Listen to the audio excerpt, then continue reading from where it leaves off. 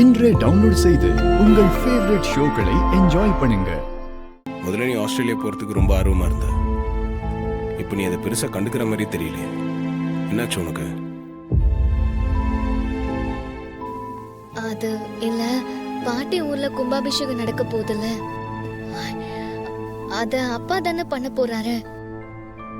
அப்போ தாத்தா பாட்டின்னு எல்லாரும் கூட சந்தோஷமா இருந்துட்டு அப்புறம் ஆஸ்திரேலியா போறத பத்தி யோசிக்கலான்னு விட்டுட்டேன்.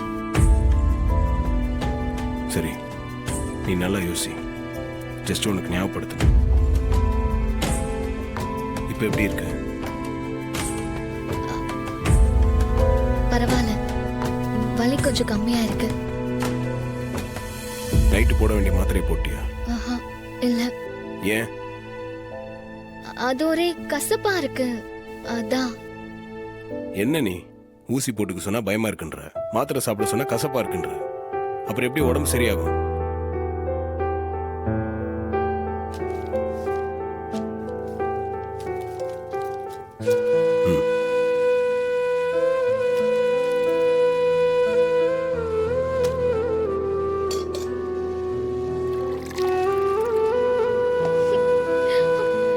மாத்திரை போடு.